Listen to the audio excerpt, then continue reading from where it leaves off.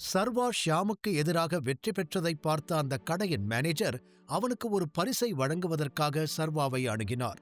அவர் ஏற்கனவே அவர்களுக்கு 4 ஷாப்பிங் வவுச்சர்களை கொடுத்திருந்தார். ஆனால் உண்மையான பரிசு இன்னும் வரவில்லை. அது சர்வா வாங்கிய அந்த 30 கோடி மதிப்புள்ள ஆடையுடன் வரப்போகிறது. மேனேஜர் சர்வாவை நோக்கி ஒரு கவரை நீட்டி, சார், மலேசியா மிராஜ் வாங்கினதுக்கான ஒரு சின்ன கிஃப்ட், இந்த இன்விடேஷன் என்றார். சர்வா தனது கையில் அந்த கவரை வாங்கி, இது எதுக்கான இன்விடேஷன் என்று கேட்டான். சார், இது ரெட் கார்பெட் ஃபேஷன் ஈவெண்ட்டுக்கான இன்விடேஷன். இந்த ட்ரெஸ்ஸோட ஓனர் அவங்க வைஃப் ஆர் பார்ட்னர் கூட எந்த ஒரு ரெட் கார்பெட் ஈவெண்ட்லையும் விஐபி டேபிள்ல உட்காரலாம் சார் என்றார் மேனேஜர். அதை கேட்ட ஷிவானி திடீரென்று குழப்பத்துடன் அந்த இன்விடேஷனை கையில் வாங்கி, ஒரு நிமிஷம், ஃபர்ஸ்ட் ரெட் கார்பெட்னா என்னன்னு சொல்லுங்க என்று கேட்டாள். அதற்கு மேனேஜர் சிரித்துக்கொண்டே, மேடம், இந்த இன்விடேஷனை வச்சு இந்த வருஷம் நடக்கிற எல்லா ரெட் கார்பெட் ஈவெண்ட்ஸ்க்கும் நீங்க போலாம். இந்த இன்விடேஷன் ஆல்ரெடி சைன் பண்ணிருக்குது. அதனால நீங்க எந்த ஒரு விஐபி சீட்டுக்கும் பே பண்ண வேண்டியது இல்லை என்றார். அதை கேட்ட ஷிவானியின் வாய் திறந்தது. அவள் உடனே, வாவ், இது சூப்பர் ஆஃபர் என்றாள். அதை பார்த்த மேனேஜர் புன்னகையுடன் தலையசைத்து, மேலும் இந்த இயர் ஸ்டார்டிங்லேருந்து இந்த ட்ரெஸ் இங்க இருக்குது. ஆனா இதுவரைக்கும் யாரும் வாங்கல. அதனால இதுவரைக்கும் நடந்த ரொம்ப முக்கியமான நிறைய ரெட் கார்பெட் ஈவெண்ட்ஸ் மிஸ் ஆயிருச்சு. ஆனா கவலைப்பட வேண்டாம், இந்த இயர்ல இன்னும் 10 ஈவெண்ட்ஸ் இருக்குது என்றார். ஷிவானி மிகுந்த மகிழ்ச்சி அடைந்தாள்.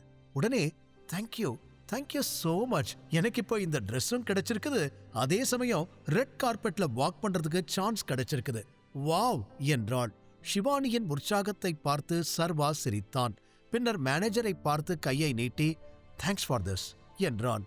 மேனேஜர் சிரித்தபடி சர்வாவுடன் கைகுலுக்கி, no problem sir, thanks to you as well என்றார். சர்வாவை போன்ற ஒருவர் தங்கள் கடைக்கு வந்ததில் அவர் உள்ளுக்குள் மிகவும் மகிழ்ச்சி அடைந்தார்.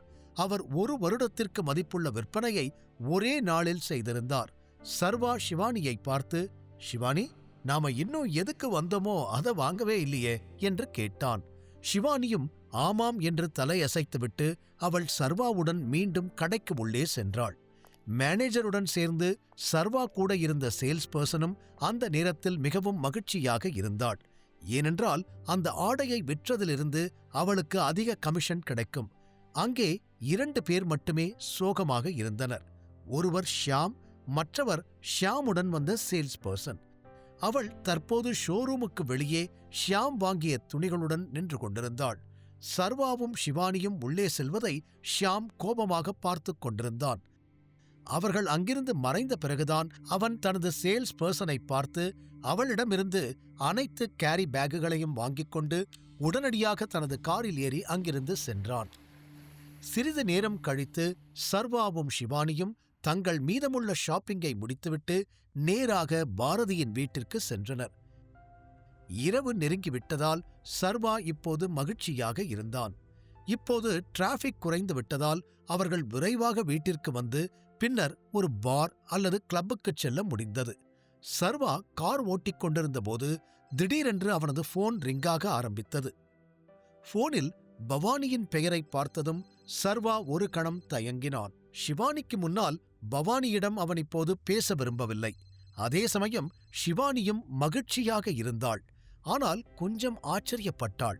அவள் இப்போது எந்த கேள்வியும் கேட்க விரும்பவில்லை. இதனால் சர்வா நிம்மதியடைந்தான். ஷிவானி கேள்வி கேட்க ஆரம்பித்தாள். அவளை அமைதிப்படுத்துவது கடினம் என்பது சர்வாவுக்கு நன்றாக தெரியும். பாரதியின் வீட்டுக்கு முன் கார் வந்ததும் சர்வா, அம்மா வீட்டுக்கு வந்தாச்சு என்றான். காரிலிருந்து இறங்கிய ஷிவானி அந்த பெரிய வீட்டை பார்த்து கொண்டே இருந்தாள். பிறகு, வாவ், இந்த வீடு ரொம்ப அழகா இருக்குது. ஆனா இவ்ளோ பெரிய வீட்டுல உங்க அம்மா மட்டும் எப்படி தனியா இருக்காங்க? ஐ மீன், நீ வேதிகா வீட்ல இருக்க இல்லையா என்று கேட்டாள். அதை கேட்ட சர்வா ஆமாம் என்று தலையசைத்து, ஆமா, அம்மா இங்க தனியாத்தான் இருக்காங்க. ஏதோ ஒரு சில ரீசன்னால அவங்களுக்கு மத்தவங்க கூட வாழறது பிடிக்கல. அவங்க தனியாவே ரொம்ப சந்தோஷமா இருக்காங்க என்றான். அதை சொல்லிக்கொண்டே சர்வா அவளை வீட்டிற்குள் அழைத்துச் செல்ல ஆரம்பித்தான். பிறகு அவன் தன் கைரேகையை பயன்படுத்தி வீட்டின் கதவை திறந்தான். பின்னர் இருவரும் சில அடிகள் எடுத்து வைத்து லிவிங் ரூமை அடைந்தார்கள். அந்த ரூமின் டிசைன், சைஸ் மற்றும் எக்ஸ்பென்சிவ் ஃபர்னிச்சர் எல்லாவற்றையும் பார்த்த ஷிவானி ஆச்சரியப்பட்டாள்.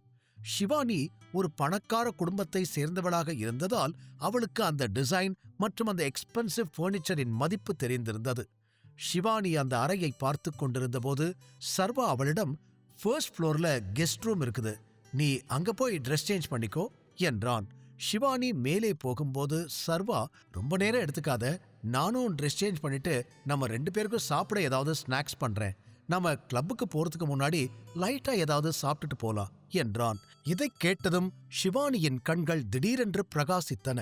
அவள் உடனே, உனக்கு குக் பண்ண தெரியுமா என்று கேட்டாள். ஆமா, நான் ஸ்கூல் படிக்கும் போதிலிருந்தே குக் பண்ணுவேன், அப்போ இருந்தே என்னோட ஃபுட்டை நான் தான் குக் பண்ணிக்குவேன் என்றான் சர்வா. ஷிவானி ஒரு கணம் அவனை பார்த்துவிட்டு, நீ யார் சர்வா என்று மெதுவாக கேட்டாள். சர்வா அவளுடைய கேள்வியை கேட்டு ஆழ்ந்த மூச்சை எடுத்து லேசான புன்னகையுடன், நீ எப்போ இந்த கேள்வியை கேட்பேன்னு நான் யோசிச்சுக்கிட்டே இருந்தேன், எனக்கு இவ்ளோ பணம் எங்கிருந்து வந்துச்சுன்னு நீ யோசிச்சுக்கிட்டு இருக்க இல்லையா என்று கேட்டான். ஷிவானி மெதுவாக தலையசைத்து, ஆமா, நீ என்கிட்ட சொல்லலாம் இல்ல, நான் யார்கிட்டயும் எதுவும் சொல்ல மாட்டேன், ப்ராமிஸ் என்றாள். ஆனால் அவள் அதை சொல்லி முடிக்கும்போது ஷிவானியின் குரலும் மென்மையாகி விட்டது. ஷிவானி மட்டும் தனியாக இருந்திருந்தால் சர்வா அவளிடம் கண்டிப்பாக உண்மையை சொல்லியிருப்பான். ஆனால் அவள் அப்படி இல்லை. ஷிவானியுடன் நிறைய பெரிய பதவியில் இருந்த ஆட்கள் தொடர்பில் இருந்தனர். எனவே சர்வா அவள் சொன்னதைக் கேட்டு சிரிக்க ஆரம்பித்து, மிஸ் ஷிவானி, இதுல சீக்ரெட்னு எதுவுமே இல்லை என்றான். அப்புறம் ஏன் நீ ஏழை மாதிரி நடிக்கிற? உண்மையை சொல்லு, ஏதோ ஒரு காரணத்துக்காகவோ இல்ல உனக்கு இருக்கிற ஆபத்துக்காகவோ நீ உன்னோட உண்மையான ஐடென்டிட்டியை மறைக்கிற இல்லையா என்று கேட்டாள் ஷிவானி. சர்வா ஒரு ஆழ்ந்த மூச்சை எடுத்து அவளை ஒரு கணம் பார்த்தான். ஷிவானியின் கண்கள் மிகவும் கூர்மையாக இருந்தன. அவளின் யூகம் கிட்டத்தட்ட உண்மை என்பதை சர்வா உணர்ந்தான். ஆனால் அவன் இன்னும் ஷிவானிக்கு தன் உண்மையான அடையாளம் பற்றிய ஒரு குறிப்பை கூட கொடுக்க விரும்பவில்லை. அதனால் சர்வா அவளிடம், அப்படியெல்லாம் எதுவுமே இல்ல, உன்னோட மனசுல இந்த விஷயம் ஓடிக்கிட்டே இருக்குது இல்ல, உனக்கு இப்ப என்ன, எனக்கு எப்படி திடீர்னு இவ்ளோ பெரிய வீடு, இவ்ளோ பணம் எல்லாம் வந்துச்சுன்னு தெரிஞ்சுக்கணும் அதானே என்று கேட்டான். அதற்கு ஷிவானி உடனே, ஆமா, எங்கிருந்து இதெல்லாம் வந்துச்சு என்று அவள் புருவங்களை உயர்த்தி கேட்டாள். முழு கதையையும் கேட்டு மகிழ பாக்கெட் FM ஏபி டவுன்லோட் செய்யுங்கள். லிங்க் டிஸ்கிரிப்ஷனில் கொடுக்கப்பட்டுள்ளது.